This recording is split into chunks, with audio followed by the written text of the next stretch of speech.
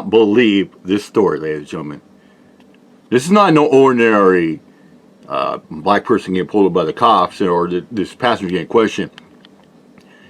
You will see the description and you're going to be like, what? Cop asked black passenger for social security number. Say what? Yeah. Check this out. Why are you talking to your phone? I'm right here. Because I'm recording you. That's fine. You're allowed to record me. So I'm just saying this for asking legal you to reasons. talk to me. Okay, sir, I gave you my information. Can you please go run it, please? That's I don't have my ID on me. I don't have no ID. All right. Listen, when somebody's difficult like this, it makes me nervous. So I'm going to call for backup. Ask them to come here, just in case, because you're being very uncooperative for some reason. So you didn't want my name and my date of birth and my last name? All right, so you gave that to me. Yes. But you were hesitant about it. No, I wasn't. I told you I didn't have my ID, and I gave you my name. I spelled it out. I have it on video. Have you ever had an ID in Massachusetts? Everybody had an ID. I just don't have it on me. Okay, so you had a Massachusetts ID. Yes, I don't have my What wallet. kind of ID? Was it a state ID? I have an ID, like an identification ID. Whatever you call that, ID. What'd you get it for? To have, like, you need an ID. I'm just trying to identify what kind of ID it was. You know? Why does he care what kind of ID this young man has? It doesn't matter what kind of ID it has. Well, if it's a driver's license or just a regular ID or a special ID like a military, it doesn't matter. As long as it's an ID. He wants to know what kind of identification he has. Why does he care? And he's like making it. He said, "Oh, you're making it difficult." The young man gave his name, his birthday. What more do you want? He said point blank. He said, "I forgot my ID. I have an ID, but I don't have it on me. I forgot my wallet." In a lot of states, you don't have to identify yourself. You don't have to give your ID if you're a passenger in the car. And I don't know about Massachusetts law if you had to show ID if you're pulled over in a traffic stop if you're a passenger. But I know many states you don't have to. This young man just said, "I give you my name and my birthday. What more do you want?" And said, "And why does this cop? Why does he care what kind of ID this young man has?" You know what I'm saying? Like, does it look like this? You don't know if it looked like this or not? It looks like a Massachusetts license.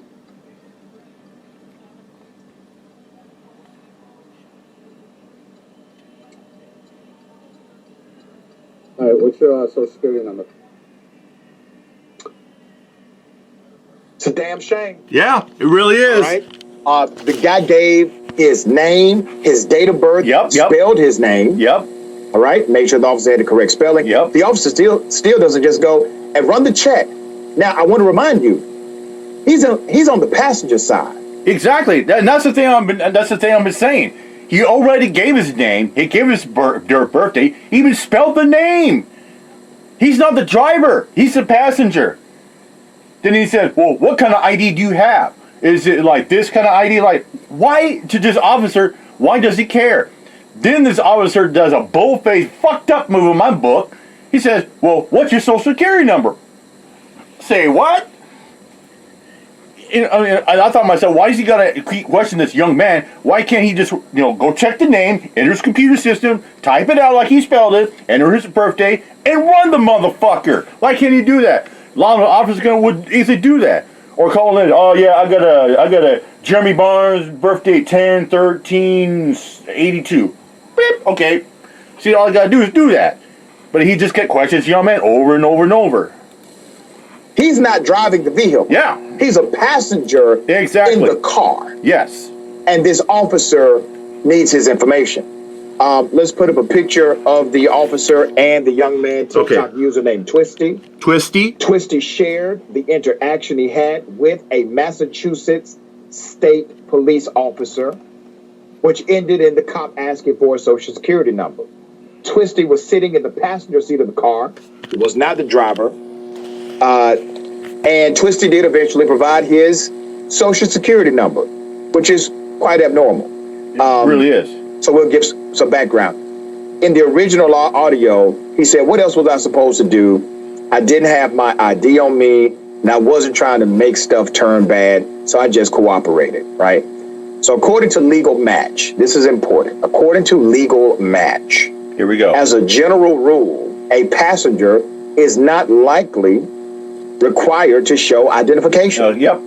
However, law enforcement can require a passenger to show their ID if the officer has reasonable suspicion that the individual has violated the law or was in the process of violating the law. It's not clear if Twisty is being suspected of anything in this video, right? Police officers are reportedly allowed to ask passengers for their social security numbers. They're allowed to request it and any other information that may help them better identify the individual. However, the person is not generally required to provide it. Yeah. According to Milwaukee Journal Sentinel. In a separate follow-up, Twisty gave more details. So we just got out to work. We start driving. And not even 5 minutes down the street, bro, lights come on, referring to the lights of a cop car. He walks up to my boy, asks him a few questions on the driver's side. Then he makes his way over to my side and starts asking me questions. Doesn't look like he's established some kind of reasonable suspicion that a criminal act had taken place by the passenger or was in the process of taking place. I'll tell you one thing. I bet 10-1 Twisty and his friend, the driver, they got to work and even make it down the road 5 minutes. They got pulled by the cops. That's a self-explanation of driving while black. And unfortunately, it is a sad statistic that a lot of black people get victimized about that. I mean, unfortunately, black people get victimized and getting harassed by the cops. Not just driving, walking down the street, riding the bike, shopping, even riding the bus. Isn't it ironic that people who get into the profession of law enforcement don't actually like laws? They don't like laws. Yeah. Laws, if applied equally, will land many of them in jail immediately. They don't really like laws. They don't like accountability, even though they want jobs to hold everybody else accountable. Yeah. They don't want to be responsible for their actions. They don't want accountability. So they sign up to police unions that will do one thing, protect them when they should be held accountable, right? That's what they do. These same individuals, think about how depraved their minds are. These same individuals will go to a training camp, sign up to do a job that they are completely adversarial to. It would be a beautiful thing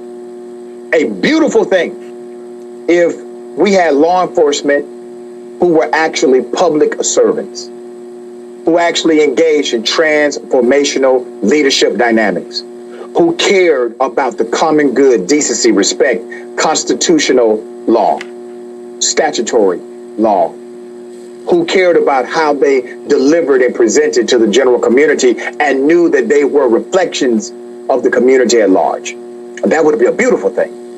But that's not what the industry of policing is about. Unfortunate, but 100% what it is today. All right, what is it going to take? It's going to take us continuing the fight. All right. For those on linear, thank you. For those watching me via streaming, we will continue. Adrian, what are your thoughts? No, I think you're absolutely right. It really does, once again, it really does bolster the fact that our system is wholly broken. But the thing is this is how it was intended to operate, with law enforcement essentially being slave patrols, slave catchers, and going to this man asking for his freedom papers. It's just a form of harassment. And they know that. And also asking for a social security number. I don't care what the law is. I'm not dropping my SSN to anybody. Right. And it's also very unfortunate just how much we as Black people do to avoid these types of interactions, or to create situations in which we can't give the officer any justifiable reason to assume that we are involved in some kind of criminality. For example, I carry screenshots or pictures of my ID on my phone. I know my ID number by heart. And this individual was being very respectful and responsive. And for the officer to say, no, you're being uncooperative, I need to call in for backup. It's just a reminder that no matter what we do, we will be seen as a threat, and lies will be told against us to justify, treating us as though we're criminals. Right, and I think that was the most telling part of the interaction. You're making me uncomfortable. I'm getting nervous. Yeah, I gotta call for backup now. And then he calls for backup, sounding like he's scared. Yeah, And what this cop is doing, he's calling for backup. He's calling for another gun on this situation. That's what he's doing. All right. He gets all the other officers worked up. They come in, adrenaline rushing. It's a black man on the passenger seat. Yeah, they got their hand on the gun, which wasn't true at all. Ready to open fire. Simple. The man spelled his damn name for you, and you decided not to go to your car. Yeah. Exactly, man. All he has to do is go to his car, type it in, or call in and to his dispatcher. But he said, "Oh, you're uncooperative. I got to call backup. I need another gun for a situation." And they're gonna have their hand to holster. Says, and they're probably looking at the young man and says, "You better not make son of moves because I will shoot you. I'm trigger happy." What the fuck is with this society coming with these cops? This is another case of happy fuck the cops day. Blue Lives Murder. With that, I said, I'm on here. My job. Peace out.